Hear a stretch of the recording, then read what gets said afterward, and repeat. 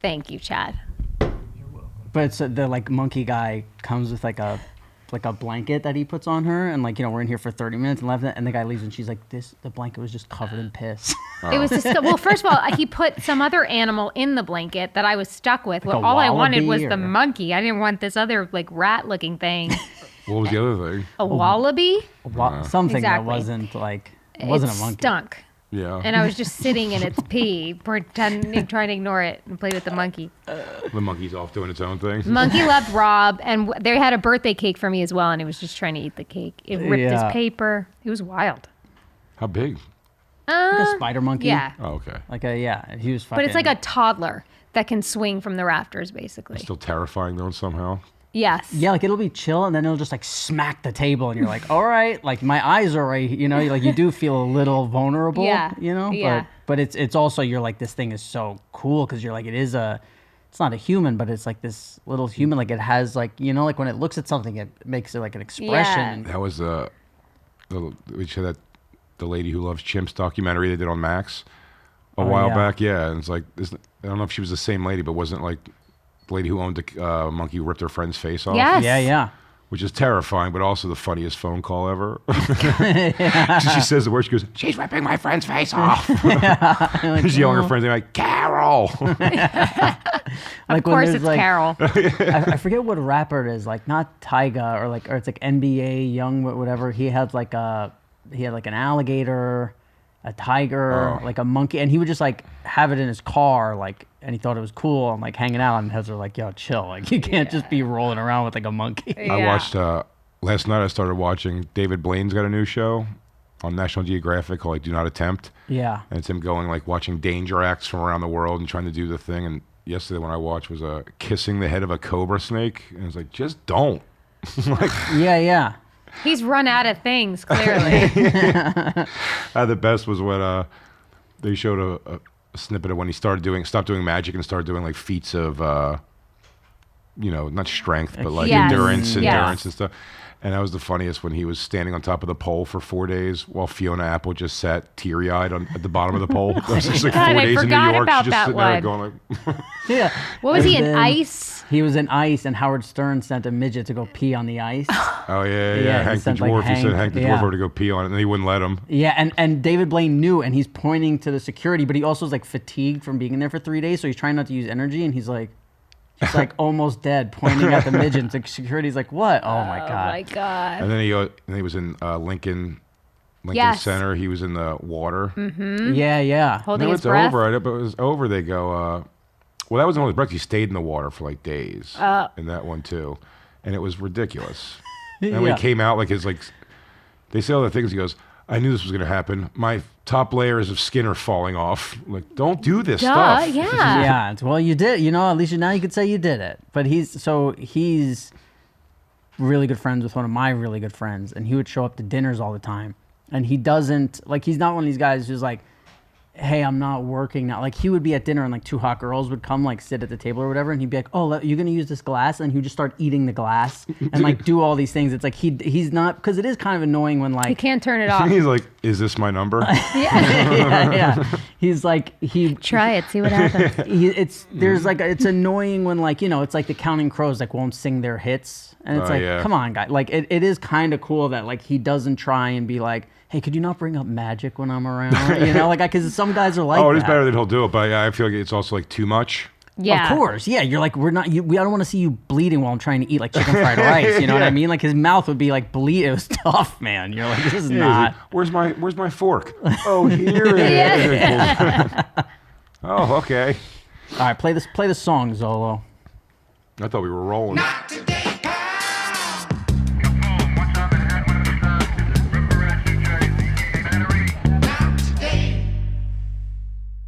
Big Jay Oakerson, welcome to Austin, buddy. Thank you for having me. Yeah, of course. We were about to talk about the first time we met, and the way I describe the room is like, you know, when you're at a dinner with 4 people, and like after the dinner is one of their surprise parties, and like everybody's kind of watching and I walked in, I don't know if I ever told you this, and I walked in, and there was just this weird energy, and like I was doing other pods, and I'm saying, And I'm like, what's going on here? And then 15 minutes into the interview, I realized like they all told him before I walked in, like, yeah, he's a huge germaphobe. Like, don't touch his hands, don't do that. And I'm like, no, I need like hugs. Yeah, you know? Like I felt so bad. I forget it was a Sirius XM, but they were like, if you cough, he's gonna run out of the room screaming. Yeah, I'm like, where is the Just to fuck with you? No.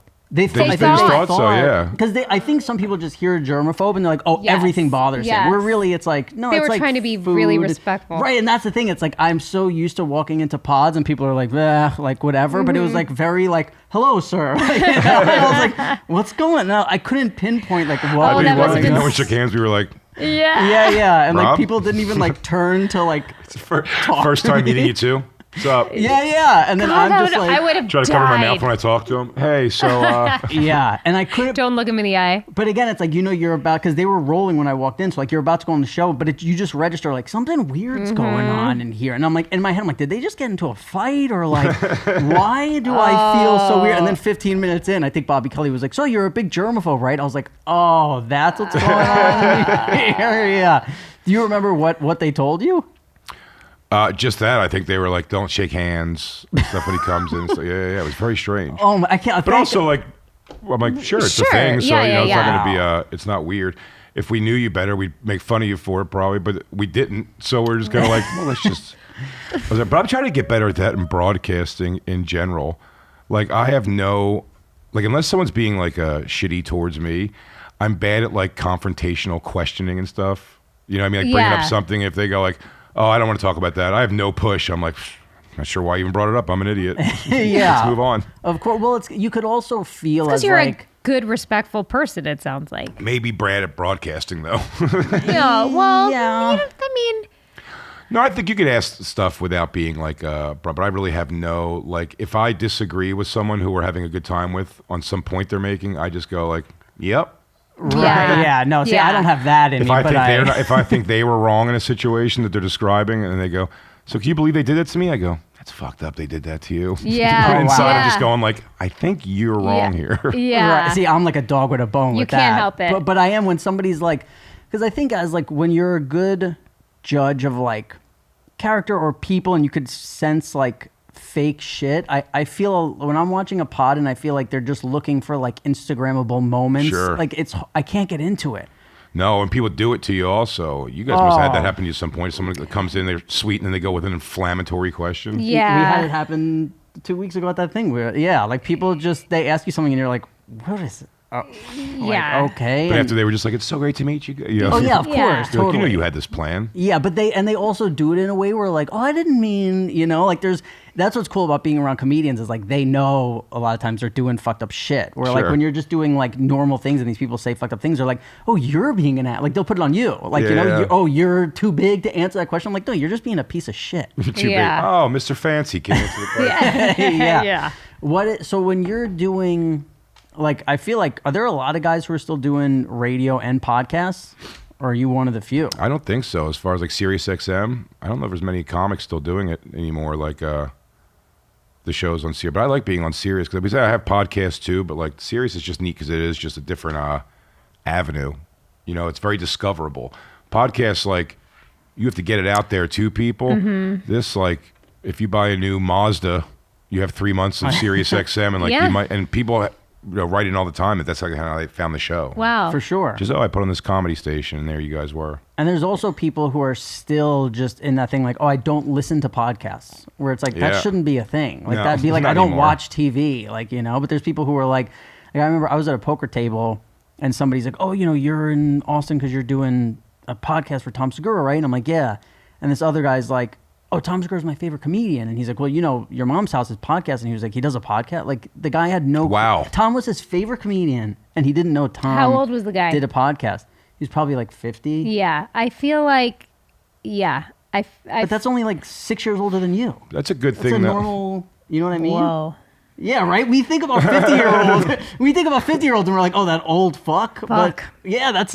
It like, is strange. To be like, oh, I don't even know, like my dad, but again, my dad is only 18 years older than me, but like, he's like, I don't know how to find a podcast. Like, he still doesn't know where it is, where they are. Like, that makes sense. Well, that's kind of the good thing as a comic too, is social media. because there's so much like negative mixed in with the positive too. The reality is the bulk of the people are truckers and people, who consume this stuff while they're working like laborish jobs. And I don't think a lot of them are like, all right, we got to put this stairs up in this new house we're building over here in this neighborhood. Hang on real quick. Yes. Big Jay Oakerson sucks shit at comedy. Like they don't do that. They don't care. Like Totally. they just take it in. Yeah. And so it's very few people that have the kind of time to sit and like comb over everything. Yeah, there is a weird thing. Like I think it's cool that people comment, but I do think it is weird when people feel like they control the content. Like I remember do you know who Perry Caravello is? Mm-hmm. So we had Perry Caravello on our old podcast, and people were writing in like, if you ever have Perry on again, I'm done listening. And it's like, could you imagine when you were watching TV and you were young and like somebody had like a fucking guest star on, or they did something in an episode and you're like, I need to tell ABC. Like, it's like the way you take in content has changed so much where you're like, I'm going to let them know. If they do that again, which they just had a ton of fun doing, I'm gone. Well, you're never able to reach, like celebrity is so touchable now. Because so true. The celebrities themselves are also addicted to like the interaction, seeing it. And then also, not only is it the first time in history that people can get to their celebrities, but the celebrity can also like clap back directly to them. Yeah. Which is interesting. And then you end up showing your ass because that's all they really want. Yep. Yeah. It's like, I called Axl Rose a pussy and he sent back the middle finger emoji or something. Yeah. Like they're just like, I can't, Axl Rose, man. Like they're so excited at who it is. I've very rarely open up public DMs. No. I've found a great guest on our show in one, but there was like one particular thing going on in the world that I had posted. I'm not political. I don't post my opinions. I don't think anybody should give a shit about my opinions because they don't matter and they shouldn't influence anybody when it comes to shit like that. But I felt strongly about something and I just mentioned something and I got kind of attacked. And I went to the DMs to see what people were writing me. And one person went hard. Like, I hope your kid chokes and dies. Like, and I just wrote back. And I don't remember what I wrote, but immediately they're like, oh my God, I'm such a big fan. Love you on the show. I'm like, what? Almost 100% of the time. I've learned to, when people write the most negative things, whatever their name is, like they'll write a dissertation about everything that sucks about me. And then I'll be like, come on, Timmy, you don't mean it. Like something like that. And then I mean 9 out of 10 times, if not more, they write back. They're like, dude, I was just having the worst day. And I just cheered me up so much. I don't know why I write stuff like that. I'm such an asshole. They just go with themselves. Yeah. Because they're just throwing it out into the ether. They don't think it hits you, but like they don't know that it does. 100%. But I do stay off of like Reddit and things like that. Yeah. I know all those hate comments are out there, but just steer clear. Yeah. It's never constructive. Never.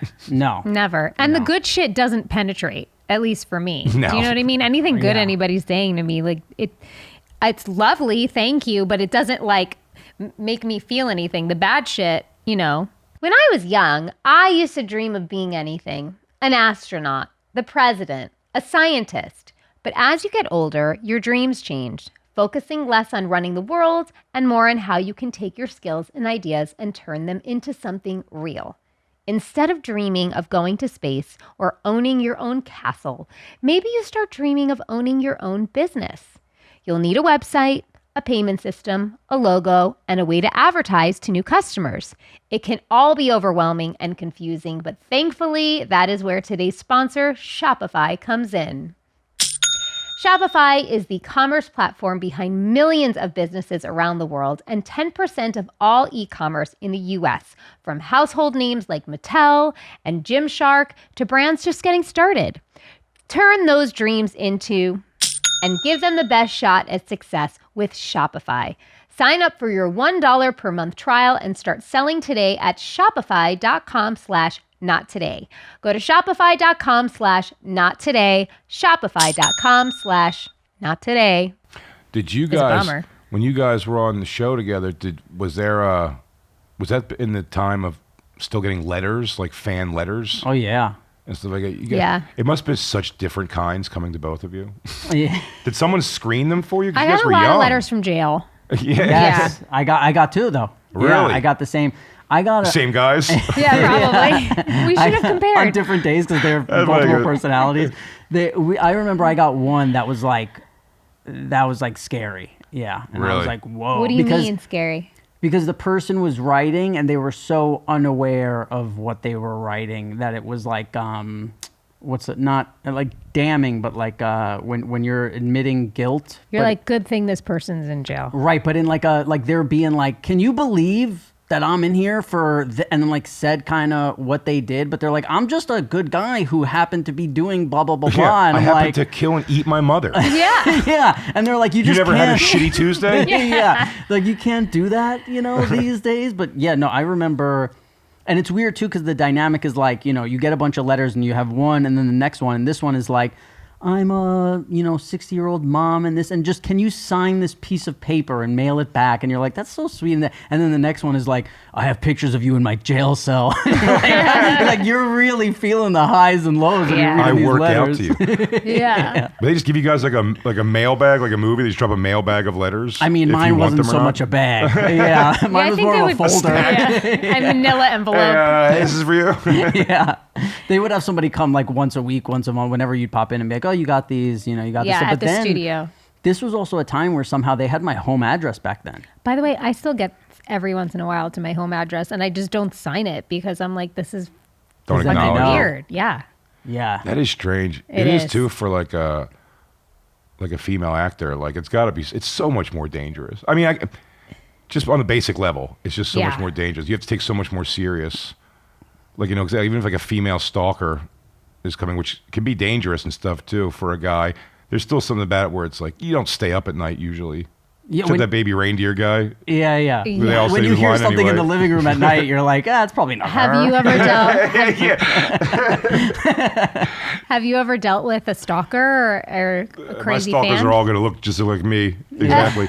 No, I probably invited Which is them her all worst in. nightmare. I probably invited all of the stalkers in, and then you find out like 2 years into them coming to shows and stuff. Right. This person's a problem. You know what I A mean? problem like how? Meaning like It's too comfortable, too quick. Like where you're not like it's a difficult thing to navigate, like the fan friend, because there are fans who I've become so friendly with because, especially when you're starting, you really covet these 100 people around the country that Yeah. are just your fan. You only Yeah. have them. Yeah. Yeah. And when I go to a city, it's whoever shows up who's just coming to a comedy club, and these 5 people in this town, there's 2 people in this town, like so you become friends with them. And then the familiarity breeds like too much. Your phone number starts getting used too much. yeah. You feel Yeah. bad. And you start getting things like, then they'll get drunk and write things like, oh, I guess I'm not cool enough to whatever. And you're like, Yeah, "Oh, and then you're man." like, oh, this personality turning, I Yeah, did not yeah. I thought take we into were friends, consideration. like- yeah. Yeah, exactly. Yeah. I told you everything. Goes, I didn't ask you to. Yeah, right. I just kind of sat there smoking a joint while you told me everything. Yeah. Why did you have to bring me that joint? And I definitely think, I don't know about you, but I experienced that more when we got the pod because, like, I was 12 years old when Sopranos came out, and everybody's like, I love Sopranos. It's like, yeah, no shit. Everybody loves Sopranos. Like, even now, still, it's very rare you meet somebody who's like hated it, or like it's probably 1 out of 100 Joe people. DeRosa? Joe DeRosa. Joe DeRosa's the one. Just didn't like Sopranos? Yeah, he's like, I don't get it. We're like, all right. Which is fine. Oh yeah, it's totally. We used to live together. We used to watch it together. And he loved it. Was he just sitting there not liking it? Yeah. It was the Is your mind Buscemi. blown? He moved in with me the Buscemi season when Buscemi came on the show. Wow. Oh yeah. Yeah. That's season 4? Yeah, I think what's funny was I don't think I was watching Sopranos. And then I watched that season with Joe, and I was like, I should go back and watch Sopranos. And I watched it after that. Wow. Yeah. What a liar. What a liar. But then, like, so when people, when I was 15 until now, when people are like, I love Sopranos, you're just like, yeah, of course. But when somebody says, like, oh, I love the pod, it's such a means more. different, like the other day I was walking down the street and some guy, like, peeped his horn and he was driving by and he was like, I love the pod. And I was like, thanks. And then, like, he kept driving and I was like, oh, I feel like I didn't give him enough. Like, where with Sopranos, it's like, yeah, of course. Like, Well, because it's your baby. It's just you guys doing and it's it, also so like, yeah. me. Yeah. Where on Sopranos, it's like, this thing I walk in for 2 days a week. and Have I you say had what they people tell do me that to ever? say. Like disassociate that you guys are not Yes. Jamie and Rob? Yes. And really? Yes. Oh, yeah. Especially An adult starts writing to a character is crazy. It's That was that wild. old, that Dave Chappelle joke was so funny. I forget what special it was. It was HBO or Showtime. But when he said they had to start using in movies, like 555, 5555 as the numbers, because idiots would, if you made up a number, they'd call and be like, hello, is Indiana Jones there? Who was the time? I've had people ask me, did Tony hit you? Oh, yeah. And I'd be like, well, what you saw is what? And they were like, but no, like, did he hit you? Like, did he ever, like, really hit you? And I'm like, what? Like, I don't even know. Like, No? yeah, I'm like, Yeah. I don't know. And then there was another Well, time it's because where... they want to believe that it's real in a way. You know Yeah. what I mean? Like, it's almost like you could feel like you would disappoint them Oh, yeah. when you were an actual real person, especially when it was airing, because we're so much older now. But when we were kids and the show was on, like being in the city, 18, 19, 20 years old while the show was on, it was uncomfortable at times, for sure. Oh, yeah. No, I bet, without Yeah. a doubt. And you guys, so recognizable at the time. It is funny Yeah. also to be part of something so big that's not your baby. You know what I mean? Not that you Yeah. kind of fell into it, because it is, and people never understand there's still, you're going every day, especially by like deep seasons. You're like, wow, I'm getting ready to go to work at like this one of the biggest shows in the world, and also like, I'd rather not today. Like, Oh, yeah. just like a work day. It's like anything else. Where you're like, course. it is funny when people get mad at that sentiment, and you're like, no, it's not the work. Like, it's Right. when we get there, the things are fun. You do. Yeah. So with comedy, broadcasting, whatever it is. Because there's still a thing of like, I was kind of doing something else so that I wanted to keep doing. Yeah. I don't Yeah. want to do this now. My friend would call me like, do you want to go smoke a blunt? I'm like, no, I got to go work on Sopranos. Yeah, exactly. You know, Yeah. like, Yeah, yeah. fucking stupid, you know? Or meanwhile, it's like the greatest. Yeah. It was just the best. Yeah, it's like you feel like it's, after 10 years, you do start to be like, yeah, I'm going into work. But then you look back and you're like, this is... And also, you would feel, and when you would get the praise about the show, at least I would always feel very like weird saying thank you, because it's like, I didn't create it, I course. didn't write it, I'm not the lead of it. Like, I never felt worthy of any praise for the show. Did you guys have like shitty people in school, like to you guys, because you were like on the show? I mean, like, just like jealousy, obviously, but like, No kids watched HBO, and I was so young. Like, I was 12 when it Yeah, started. yeah. I wasn't Yeah. one. Yeah. Like, I think of all the time about, like, imagine if I was on some fucking Nickelodeon shit. Like, I think that's when some of these people become like, they have so much resentment towards the thing that they did, or when it's like, it's like, oh, hey, Smiley Bill, like, or whatever. Where, like, with Sopranos, it's like people bring it up in the way of where, like, God, that was the best, where people are like, oh, I used to watch your show when I was 7. That shit was so dumb, or like whatever, Yeah. it's also Yeah. funny not knowing what a big part of something you are, but it also just like people's intrigue. I've done a handful of acting stuff in 20 some years. I was on a show for 2 seasons that was like on IFC and stuff, and in the limited time I've done it, like I'm trying to think of how to put this, like the fucking, I'm stoned and lost my train of thought. It's gone. It'll come to you. Yeah. It'll come.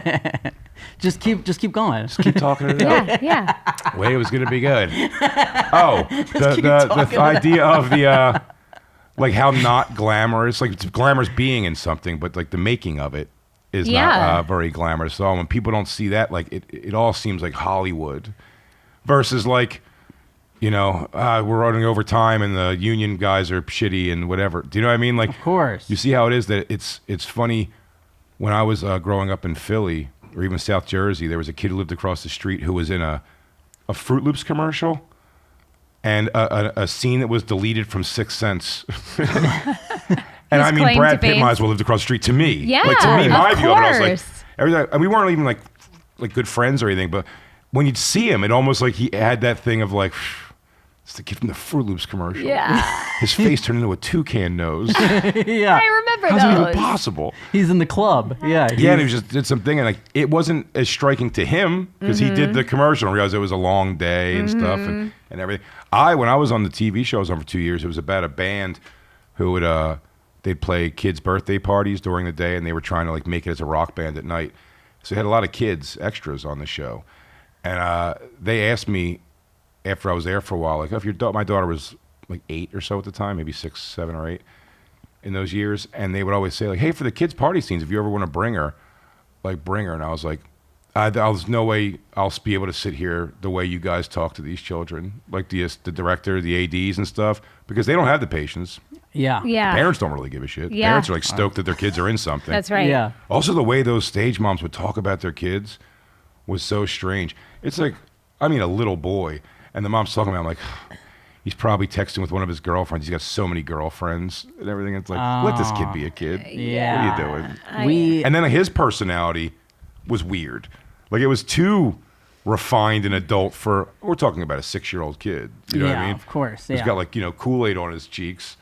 But like, he's got his mother's like, behave. Did you run your lines? Did you like, yeah. And he's like, Mom, did you put that in my calendar? You know? Yeah. Well, Like, I feel like you lose.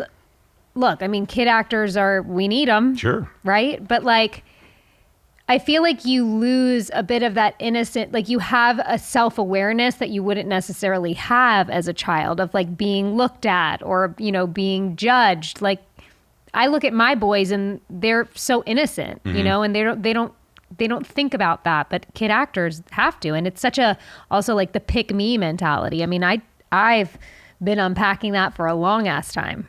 Oh, yeah. I mean, it's fucking so weird. Yeah. To see like kids, it's such a responsibility for a kid to have to go through. That's also the funny thing about aging in general is more than anything else is realizing how young is. Yeah, yeah. Like my daughter's 22, and when I was 22, Wow. I think of like the situations I'd put myself. Nothing. I mean, I never really ran nuts. I started doing comedy at 19, but even at 19, just like the danger of like going to this terrible neighborhood to do a comedy show and all these things. I'd go, and to my daughter, I'm like, this is a child. Like 22 years old, I'm like, she's still like a kid. Yeah. I mean, and in so many ways, I'm like, what a weird responsibility to have like even younger than that. I asked about the people teasing you because I'm an expert in all things Corey Feldman. I find him wildly You fascinating. love Corey I Feldman. find him very, very fascinating. I should have played it earlier, like how awesome he is. And He just, is. Right. The best. Yeah. He We're is. huge Exactly. fans. I Yeah. agree with you guys. Yeah. Have you seen But his it's moonwalk? too late for me. Yeah. Have I? Oh yeah, he's tried to make it so we couldn't go see him in concert before. It's Really? What do you mean? Did Like- you see both times the mic hit him in the mouth? Yes. Oh, we played it on this pod, didn't we? The second time, you're just like, this, it's... That's Well, so tragic. One of though. my favorite things he did a few years back was he made with no, I guess, checking in with Corey Haim's family or the Corey Haim estate. He just made a Lifetime movie about the two Coreys. The two Coreys about like their life growing up, and like everything he does. I could have been talking about anybody. But I find it very funny. No, but he does. The problem with his storytelling of all like their terrible childhood experience, I guess, I believe him. I believe these bad stuff happened to him for sure. Yeah. It's just that they go, me and Corey Haim were terribly abused and sexually assaulted by people. And you go, wow, what happened to you? And he's like, well, Corey Haim got gangbanged by producers between two tents or whatever. And you're like, oh, wow, that's terrible. What happened to you? And he's like, and then Corey Haim was getting butt fucked by my attaché or whatever, his guardian. And like, got you, what happened? And then at some point he'll be like, I think I fell asleep once and a guy tried to blow me, but I don't even know that even happened. And he's kind of moves on from it. So it's like everything's just kind of like Corey Haim just getting wailed on and him trying to like sort his shit out. Yeah. And the movie is so produced by Corey Feldman that everything that happens in it and me and Dan Soder were doing the show at the time, and I always loved that we found out from my girlfriend who I lived with and his roommate at the time that we both, when we were watching this movie, both separately in different parts of the city, paused it on this scene because in the movie they have him sitting at school and he's just done Lost Boys, which was huge and the coolest movie ever to everybody. Best. The school bullies were coming to pick on him because they're like, oh, hey, it's vampire movie boy. And they're like picking on him. And it's like, this never happened to him once. For Yeah. sure. Yeah. Everyone was like, dude, you're in the Lost Boy. Yeah. And Did Corey Feldman play young Corey Feldman? No, he How didn't play good would himself that have at all. been if he It's was so playing great. 13 years old? Just the age, Then it would have been de-aging a thing. fucking hit. It probably would have been. He should have done that. But no, he didn't. But but it was just nonstop Corey Feldman like having, so it was him having the guys go to pick on him for being in Lost Boys. And they all go to the bathroom. Or he goes to the bathroom and the three guys walk into the bathroom to like confront him, to beat him up. And they throw a punch in the stomach to him and he goes down on the ground. And we both paused it separately. We heard from two different people and went, he's winning this fight. He's not going to write this movie where he loses this fight. And sure as shit, after that's the punch to the stomach, it's like uppercut, hits another guy. Stop. I think he beats 2 guys up bad enough that the third guy just goes, whoa. I don't want any trouble with that, and hauls ass out. And he also had in that movie, Michael Jackson asked desperately to meet him on the set of Goonies because he wanted to talk about, he's heard about Corey Feldman's dance moves, which is fantastic. Are you for real? He's and now I wonderful. need to watch it. Oh, yes. There it is. A Tale of Two Corys. we should watch this at your house. Yeah. You should definitely watch this.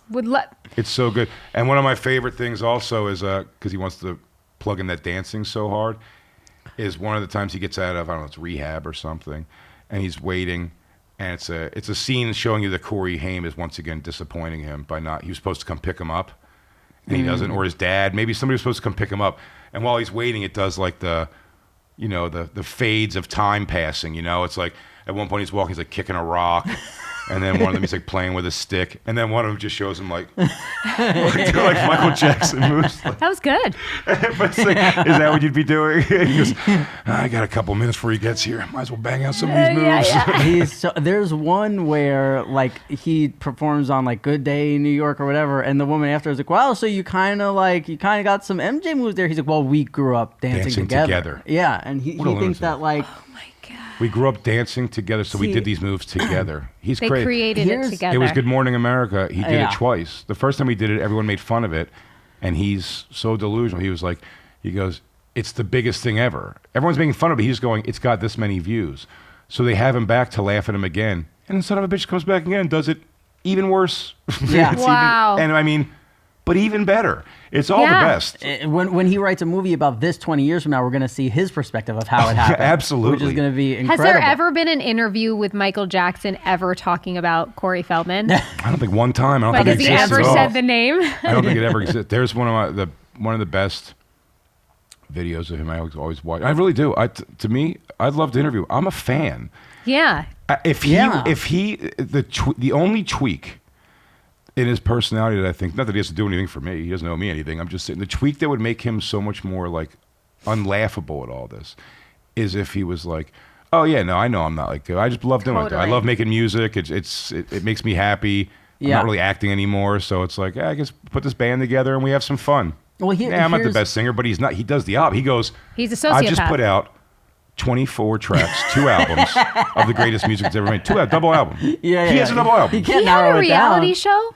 Yeah, the Two Corys was years ago, yeah. And with Corey Haim? Yeah. Yes. But then he had another one, right? Like Corey's Angels, where it was like his wife and... I don't think he did an actual show based on that. They did a wife swap episode with Tommy Davidson, and then Tommy Davidson's wife had to go dress in lingerie with like a, bunny tail butt plug in, like bringing him tacos. And have a first aid kit while he performs I've somewhere. interviewed one of the former Angels before, and they were like, yeah, he's like all full of shit. But again, that's her word against his. Who knows? I don't put any blame. I think his delusion is funny. I said it's rare. You get to see many times, especially in entertainment, a lot of the ratio of talent to effort or drive or whatever. And, sometimes it evens out. Something you see 50-50 a lot on both, but he is a rare example of zero talent, 1,000% effort. And I do appreciate that. Yeah. I did love him in Dream a Little Dream. Do you remember that movie? I loved him in so many movies. Yeah, he's great and stuff. Just the singing. Well, speaking of Dream a Little Dream, so that's one of the best clips online you can find. There's never a good copy of it. And people have spliced in things that are kind of jokes, but the meat of it is still there. He was on Evening at the Improv, was an old stand-up show. It used to be on like A&E, I think, back in the day. And they would have, which is a stand-up showcase back in the day, and he would, they would have a celebrity come out and host it every week.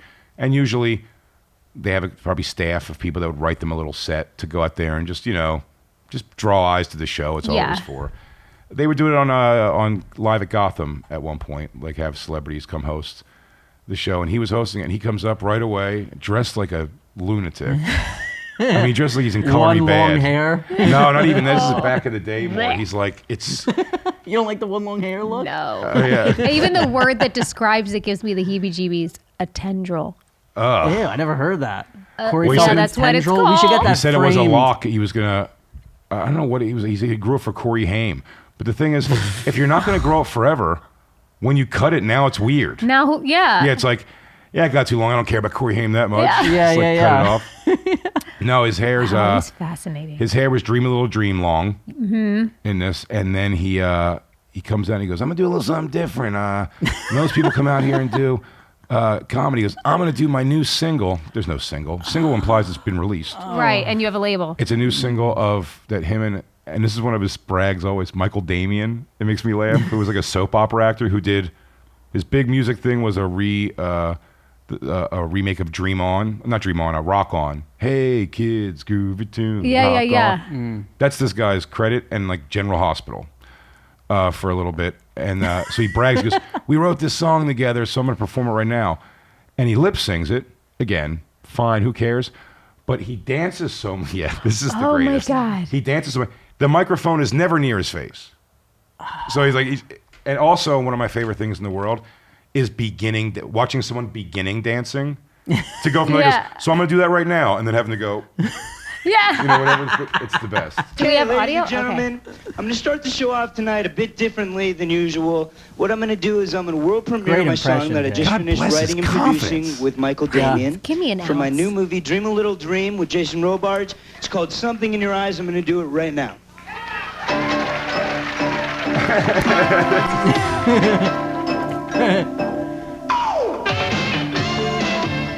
Imagine being in the front row.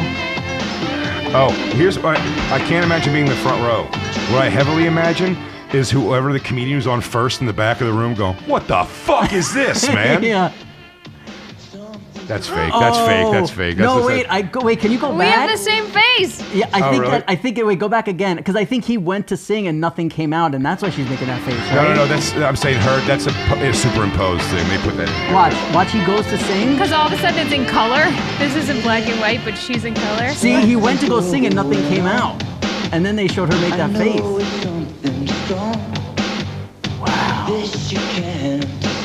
You know, I remember. We can stop it just so we don't get taken down. But I remember on Howard Stern, like they all took personality tests, and it was like, you know, you're extremely high in whatever, like this or narcissism, but because you have the fame, like it's actually at a healthy level, like it's okay. So you have a lot of people have these things that could be dangerous, but then they gravitate towards a certain job, which makes everything kind of like okay, Sure. you know, like if you're some people who might be a fighter, they might have anger issues, but because they're a fighter, they're actually very calm and this. And I just wonder if he didn't have all this admiration and fame, like where would he be? Oh my God, I don't With know. that level of delusion. That's what could it he is. do? It's like that He'd do level of anything. like there's no thing that's just like I'm just having fun. You know what I mean? It's always like we've done it. We have done it yet again. Like you said, 24. Like and he clearly doesn't That have people feels around him going like, exhausting. hey, maybe we narrow this down to like 8. Let's just make it an EP. Yeah. Throw it out there. Throw a demo out there. See if Yes. anybody bites. But he goes 12. big every time. I've talked to we interviewed a couple times one of the former Angels and stuff too. He was also at a time like when I think it's all horseshit, but it's funny to brag on something that's sort of made up at a time where it's like when everything changes. Because I mean that Angels thing started to become like known about him, and he called it like an entertainment program. It was like a university almost, but just essentially means you find a confused girl who gets off a bus, in Los Angeles, and you go, you want to be the bass player in my band, and then she goes, well, I don't know how to play bass, and you go, that's never stopped any of us. Doesn't matter. I don't know how to sing. It means Yeah. nothing. Yeah, that has nothing to do with anything. Perfect. Yeah, I mean when they do that second performance on the Today Show. Yeah. It's so Yeah. funny when they How'd have they get that they have the one girl spot, they have the one too? girl do a solo, and like she's just playing guitar not to the song at all. It's just like the one thing she learned how to do. She does it. Yeah. It's so funny. But I said I find him extremely amusing, but he hates us. It's one of those things though, we put it out there and you never think the person's gonna hear, and they're upset, and he's like, yeah, he doesn't like us at all. And I'm like, oh. Why don't? I wish he never heard it. I just want to make fun of him behind his back like an adult. Yeah. Yeah, and then meet him and be like, I love you. Yes. Yeah, of Yes. course. So Keep then why going. don't they let you see him in concert? Well, we can.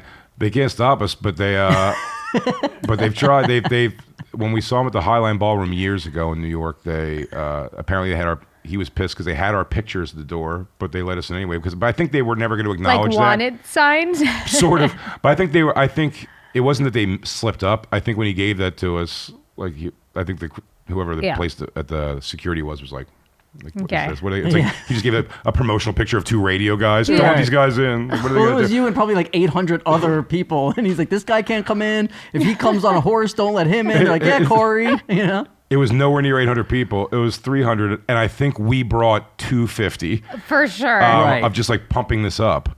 Well, I'm saying he probably told security there were probably 800 different people. He's like, this guy can't. Mm-hmm. Come. This is my number 700 enemy in the world. Oh, yeah, if he comes, I'm stopping the show. You know. There's people who have whole podcasts dedicated to him now, so they've taken some of the heat off me. But when we went to see him, so they opened for Limp Bizkit, or he opened for Limp Bizkit last summer. What?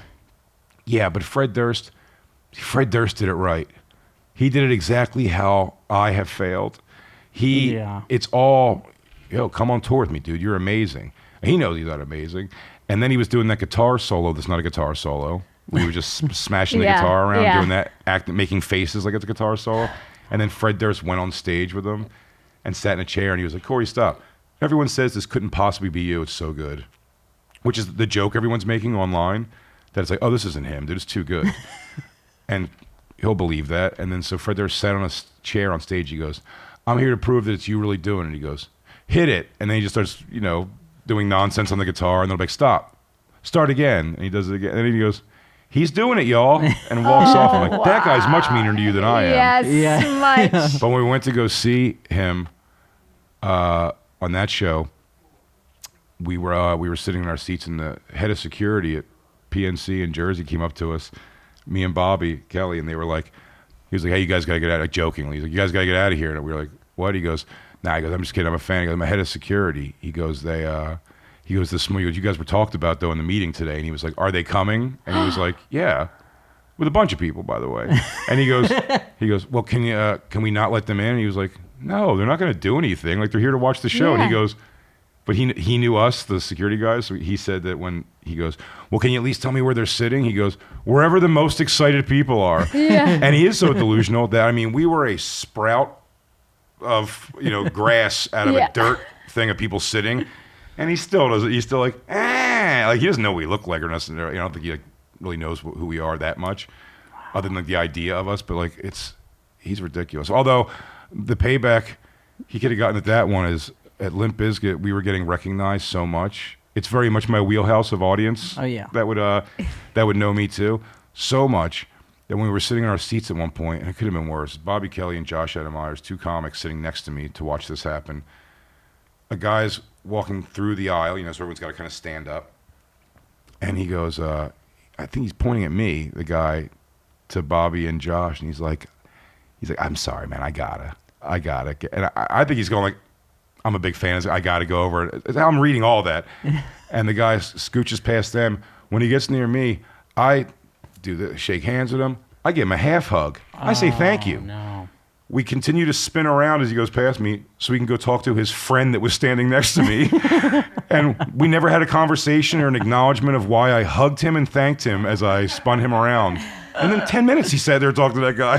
He would never end it. Wow. If it makes you feel better, I've been so fucked up at concerts that I've hugged people and thanked them who I had no clue. But it's just, you're at a concert, it's kind of okay. Like, "Sir, I'm just the guy who walks around selling White Claws." He goes, "I know, but you have no idea how important you are." I see you. Yeah. You are heard. If they were smart, what they would do is, you hire Corey and you pay him the rate to do a Lifetime movie, but then you follow him behind the scenes. Because, like, if he's producing that show, the behind the scenes of him telling these stories and saying how they went must be incredible. Oh, and with the headphones like this, holding like a clipboard. Yeah. He's like, "No," he goes, "I don't think these 3 guys would beat me up in a fight." He goes, Yeah. "Hey, just for safety, can we shoot it where I kick all their asses?" Yeah.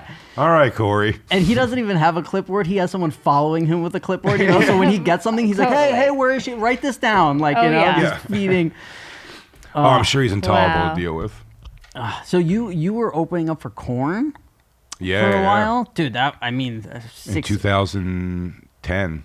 It was probably, when I was 16, 17, I was just going to concerts like every, it was like right before I started going to clubs and like dancing with girls, you know, where I was just on the side of fucking rock concerts and Hell like yeah. getting drunk and throwing up. And then like I found going out to clubs and I'm like, damn, I guess I have to replace all these like Pantera shirts with something that I could get into a nightclub with now, you know? And I had to like change over into like the guy who they'll let in. But what was that? How do you get that call of like, hey, would you want to open for Korn? I had a manager for, this guy could have been my manager for more than 3 months.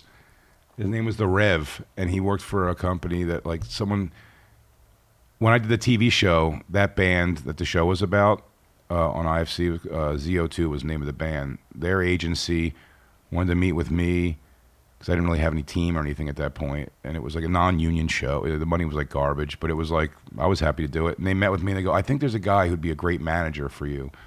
And they put me on this guy who managed bands. He managed like Shadows Fall and a couple other bands. And he goes, yeah, I want to try to jump into comedy. And I'm dumb enough to be like, yeah. Well, I'll be your guinea pig, I guess, for that. And then as far as comedy, he didn't know anything. You know, he'd be like, I got you in a VFW opening for an open micer who you know. And I'm like, yeah, no. I'm not doing it.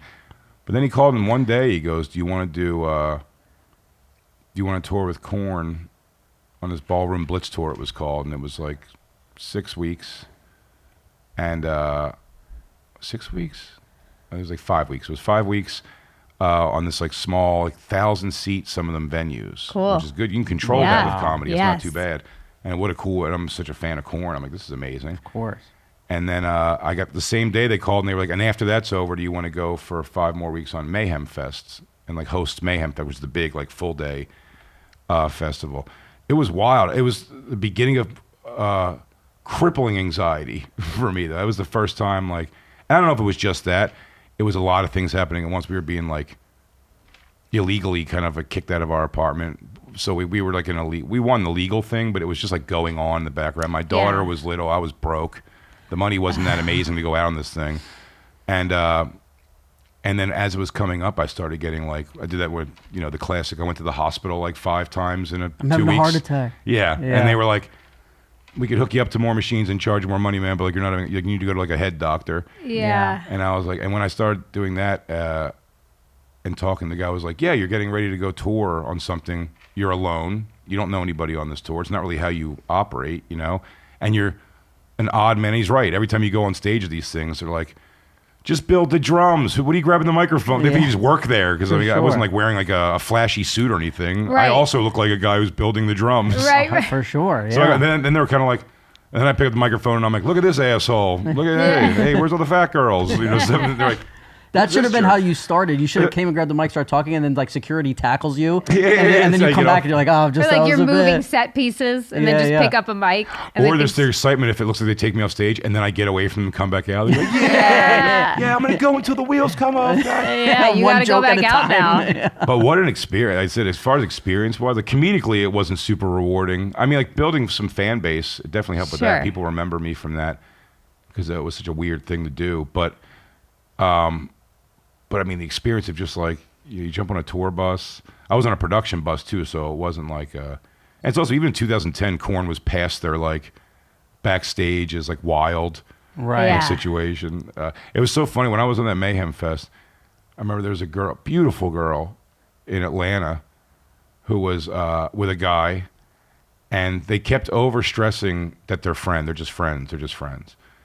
And I'm also probably 75 pounds heavier than I am now at this point with long hair, and this girl was stunning, genuinely. And as we're walking to the thing, the guy goes, he goes, hey man, she's like a little shy, but like she'll hook up if you can get us backstage. And I was like, my immediate thing, I was like, well, let's get backstage then. And as soon as we got like to the gate where we go in, I was like, which is also just not really my personality to do that. Like, fuck you for a thing. Yeah. But it wasn't even that. She was so beautiful that when I was in my mind preparing to do that, we got that fence and I was like, you know what? Fucking me, if that's not what you're into, is not going to be worth what's happening backstage. Like it's such like it's against the curtain pole. You know what I mean? Yeah. It's like if somebody came to the set of Sopranos all day and you realize that a lot of it's just like, boring. All right, stop, switch cameras, everyone turn around, people go different ways. It's like, I was like, it's guys just teching the drums and guitars and like maybe you'll see a bass player from one of the bands in craft service, or catering or something. But it's just like, it was so like, it's not worth fucking somebody to come backstage. At least not on this. I'm like, maybe a younger band where it's wild backstage or something. I'm like, the bass player from Korn at that point was having Bible study on his bus every night because he's like super religious and stuff. So you're like, wow. Yeah, it's like, don't say, please. You're already going to feel like it wasn't worth fucking me to come back here. Now also don't feel like, and then it sucked also. Yeah. See, when I was You're like following bands and I was going backstage and stuff, it was before everyone had cell phone cameras. Oh, yeah. So I think it was a lot looser. And I remember I don't want to say who the lead singer was, but a lead singer of a fucking mega band. And I want to know. Michael Stipe. It's out there now. I'll tell you. Sandbag someone who's just pure goodness. Arms wide open. Yeah, Phil fucking Collins. So somehow it's because like this was one of the things where like it was a bunch of bands that everybody was hanging out together, and somebody said to him like, I bet you won't fuck this orange. And it was like an orange that happened to be on the table, and he was like, why would I fuck an orange? He's like, well, I'll give you $20. And then somebody else from another was like, I'll give you that. And people just started emptying their pockets and putting on the table like there was change there, like bands from around their fucking wrist, like everything just putting out. And finally he was like, fuck it, all right. And there's like everybody's backstage. He jumps on top of the table. He pulls a knife out of his pocket, flips it open, cuts the orange, and just starts fucking the orange. If he was awesomer, he would as soon as he cut it, he would have went, when he pulled the knife out, he'd have opened it and went, never know when you're going to have to fuck an orange on the fly. Always be prepared. It says the pussy maker on the side. Yeah. What is this? And that had the acidic juice had to burn his pee-pee. Yeah, I figure your pee hole. He fucked the orange, threw it, starts picking up the money, and two girls came and grabbed the orange and ran out of backstage with the orange. Jesus. Yeah. It was. I'll tell you after who I it was. want that orange. I know. Yeah, it was fucking, dude, I remember the best ever. This, by the way, this was not Pantera, but the best ever was Pantera. Like I brought 10 of my friends to go see Pantera, and they're like, hey, the boys want to see you backstage. And we fucking went backstage, and we're just like watching them. Where was it? Party. It was, not the Roxy. Roxy, I saw Slipknot. What's in L.A.? No, in New York. Roseland? Roseland? No, it wasn't Roseland. What's the one on 20th something There's Street? Irving Plaza, Or is that Webster Irving Hall. Plaza? It wasn't Webster. I think it might have been Irving. It might have been Irving Plaza. I'd have to Where ask it my has buddy. like a I saw them balcony? I saw them on Reinventing the Steel at Roseland. That was like the last tour they ever did together before they broke up. I loved It's when he had Roseland. long hair. It was when Phil had long hair and a beard. So they super heroined up. Yeah. So I remember going backstage and like I remember like me and my friends partied and stuff, but like you could tell that like when we did something cool, it was like we were trying. Like we weren't at the age yet where like it just comes natural. Like the way you light a cigarette is like that's fucking cool. Like, and again, I don't want to say who because we're young, whatever. But like they grabbed 4 sodas and opened them all 4 at the same time, picked the 2 up like this, and had all these like solo red cups, and just poured out all the soda, and then opened a bottle of Crown, like while he was just shooting the shit. Pours out all the things. He started and just started handing them out, and we're all taking shots, and we're all drinking back there, and then we're partying for like a good amount of time. It was one of the best moments of my life. Like we just saw Pantera, and now we're hanging out with Pantera, and then a guy comes in the room, and he's like, Rob, he's like, Phil's ready to see you, and it was like, oh my God, like Phil's ready to see, and then they took us upstairs, and Phil had 2 security guards there just cutting up weed with scissors. And it was the first time me and my friends had ever seen that. We're like, that's one way to, and they're telling us, he's like, yeah, you keep the crystals on it that way, and we're fucking whatever, I don't know, 17, 16, like, yeah. Yes, Mr. Anselmo. Yeah, right. And we just sat there and fucking talked to him, and I look back now and I'm like, God, he must have hated me so much, because he's like he said, I think admittedly so, he's probably on heroin and he's sitting there and, but he was ready to see you. Some 16-year-old fan being like, God, I love, like Live in a Hole is my favorite song. Like, You're just like, have you gotten your fill of me? Because I'm ready for my fix right now. If you don't mind, I have to get these spiders out from under my skin. So.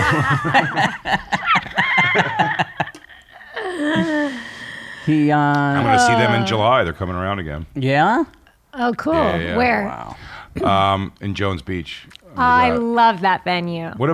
It's weirdly too beautiful a venue. Mm-hmm. Yeah. It is fun. The concerts though I go to are so all over. I have such an eclectic taste in music.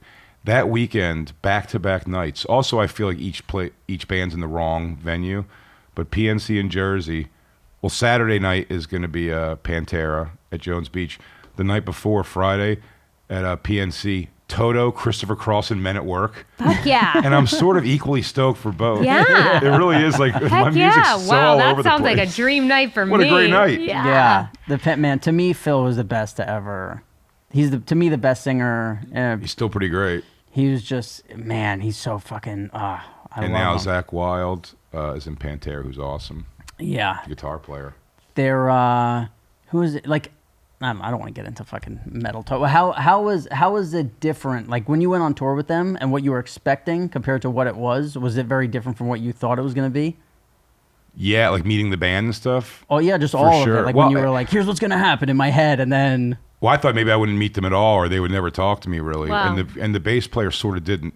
But the drummer, Ray Luzier, who's still their drummer, it was his first tour with them because the other drummer left, and it was his first time like joining the band. I think he was officially a member at that tour, so it was neat. Like kind of like me and him were like chummy because it was his first thing too with them. Yeah.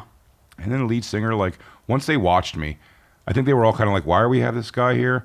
And then I think they watched me one night at Prince's Club. Actually, it was at First Ave in Minneapolis. The green room was right off the stage, so they watched me for the first time do it. And then after that, they were all pretty friendly. It was neat. I mean, it was such an experience. Did you always watch the concert every night? Oh yeah, Yeah. 100%. I got this tattoo. Actually, it was the only night I didn't watch. Their tour tattooist did that, and it had to be when they were on. But He was on tour with them, the tattoos? had his own like RV. Wow. And just go at every city we were at, 'cause he was doing the bass players, like he's covered. Yeah. And then that same guy went on Mayhem Fest and did it again Cool. afterwards. But I did Mayhem Fest with Slipknot, Motorhead, Slayer. I performed with a bunch. And then I just got off. I just did Shiprocked. It's like a heavy metal cruise ship that they've had me do several times now. I've done it a bunch. It was a little light this year on like the name. It's not even that. It's like I'm getting older, so I don't know Of course, the bands that yeah. are on it now. And they're like, everyone's so stoked for Beartooth. And I'm like, I don't know what that means. Yeah, I'm Right. like, sounds like they're great. Yeah. Right. When you become your dad, when But you that is become also- your parents. It's fun to find that though. You guys definitely have this too. Like people who are younger than you who get famous, who like are so aware of you. I find that's kind of interesting. There's like musicians, even here, like Gary Clark, who lives here, who's unbelievable. You know what I mean? Like these are people, Marcus King. When we've met these guys, like they're like, I've been watching you since I was like 15. You're like, Yeah. shit. Yeah. I don't know why I thought because you were more famous than me that you were older also. To me, the And athletes. trippiest part is when you go in, or like even going to set, and like all of a sudden all the PAs are younger than you. You know, when you grow up in the business and you're so used to being the Right. kid, and like everybody's older, and like all of a sudden you're like, holy fuck! Like I'm older than the director. This Getting is called ma'am. weird. Yeah. Ma'am, please don't. When we did a thing, and like I remember the person, and I'm just so detached from like the acting world, but I was in like my camper, and the person would come like every 30 minutes and be like, do you need anything? And I'd be like, no, do you? Like I don't. Yeah. I so wasn't used to. Where like meanwhile, if you cut back to me at 20 and like you need anything, I'm like, I'm all right now. Like I'm so used to being like, you go to this place and like. It's just a weird thing where sometimes you can't go get your own thing. So sometimes they have to They'd be like, rather you not. yeah, Yeah. do you want anything? What do you, and they're always asking you like. I had that. I played the strip club DJ in the movie Hustlers with J.Lo, which is like a 2-3 scene Great movie. small things, fun to do. But everything I did really wasn't with like J.Lo at all, except one scene where she comes over and hands me. I introduce her on the dance that she does, and then at one point she comes over and hands. I forget the name of the character, but it's like, hey Gary or whatever. Play me something good, and gives me a couple $, and I'm like, you got it, gorgeous. We shot that, 3-4 times, and every time in between, they'd put a robe on her, and she would kind of like turn around, just kind of relax. But she seemed very nice, like watching her operate all day. So Yeah. I was like, I don't know why I overplanned it, but I'm behind this she's bar J.Lo. at the DJ, and I go, and she's, as close as we are, but her back is to me and her assistant's right next to her. I go, you know, the next time, or not next time, I go, when she says something, here's what I'll do. She seems nice, so she's gonna ask some version of like, how you holding up? How you doing? How's your day going so far? And I just had in my mind that I'm gonna say, just living the life of a fake strip club DJ. And I'm like, oh, it'll make her giggle, and maybe we'll, become best friends now. Yeah. Instead of waiting for that moment to happen, the next time her eyes just like panned across me, I went, just living the life of a fake strip club DJ. She goes, what? And I went, no. And then her assistant started laughing, and I went, I'm gonna go get a Diet Coke. And they were like, we'll get you a Diet Coke. I go, no, I want to go outside and get. They go, we're gonna be picking back up in about 5 minutes here. I go, I know. Let me just please go reset outside and get a Diet Coke and pretend this didn't happen. She was just like, what? She did a lean in. Who is this guy? As soon as you cross eyes, just someone starts talking to you. I go, living life. I'm like following her face. Living life fake trip. Hoping to be gazed upon. Hey, come on, I planned this. You're trailing. See, I was in, which is really weird, but I was in like Daredevil, which like Ben Affleck was in that, but I had like, 3 little scenes now with Ben Affleck, but then it's like you think about, like I've been at like award shows or stuff and you see Ben Affleck and you want to go over and be like, yeah, we did a movie together. Yeah. But it's like, he would be like, what? No, we didn't. I'm like, no, we did. Be cool. Well, how much times they get that to like, I was the key grip on Gone Girl. Of course. Yeah. All right, I'm sorry. Yeah. There's still, there's still people who say stuff to me and I'm like, you what? Like that's too, like somebody will hit you with like the relative of the and they're like, you remember that? And you're like, I don't. They're like, I saw you waiting for a cab on 48th Street one time and I yelled out a window. I'm like, oh, sorry. I used to, up until very recently, would always be like, yeah. And he would know when I was faking because my voice would get really high. Now, thankfully, I don't do that anymore. But I would better. I was such a people pleaser for What's so long. What's the line you said? You go, help me out here. I don't know what you say. I'm like, I am the worst. I just put it on me. I am the worst. I am so sorry. I just put myself down like I'm a dick. Yeah. I have a drinking problem. I don't remember you. Yeah, I've smoked so much weed. I don't remember anything. Stupid piece of shit I am. Yeah. He goes, I'm going to go kick my own ass in the bathroom. Hey, it's good seeing you, though. Good catching up. Yeah, I'm That's going to be my new awkward too. Silence line. I'm just kicking it as a fake DJ in a strip club. What? Next time you're on mushrooms, they'll be like, are you okay? You're like, I'm just kicking it as a fake DJ in a strip club. That's going to be my Instagram bio. I'm changing it today. Just living life of fake strip club I'm DJ. doing it. And tag J.Lo. Can you put at J.Lo? Hashtag J.Lo. I know, and it's funny. I feel there is that thing. You can see how people get like that too, like even fans in the other direction.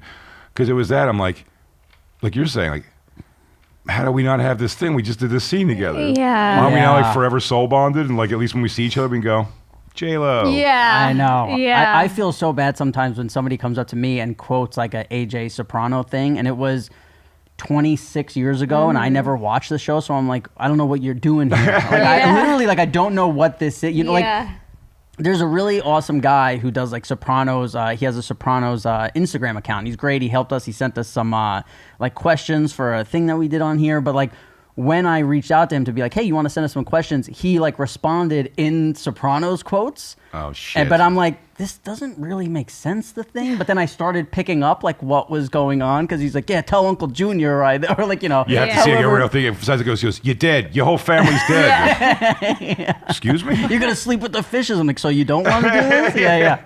But he was great. I told him, I'm like, dude, I don't watch the show. He's like, I know. But he loves the show so much that like that's the way he talks. Mm-hmm. Well, imagine stand up too when you get He goes, not sure if you remember, but 3 times ago you were in Portland. I was the guy in the flowery shirt you made fun of. Like, buddy. Yeah, right. Come on. Yeah. And I used to do what you did. I go, oh, shit. Flower shirt. I said something about your flower shirt? Start getting guesses that are obvious guesses. Right, did I have water on stage? He's like, no, you never brought up my shirt. Was I wearing black? Did you not like the shirt? I just thought that's how you would remember me. Yeah. Shit. Wow. All right, well, dude, thank you so much for coming in. Yeah, this was so fun. Thank you for having me. Thanks for hanging out. This was fun. And we'll see everybody next week.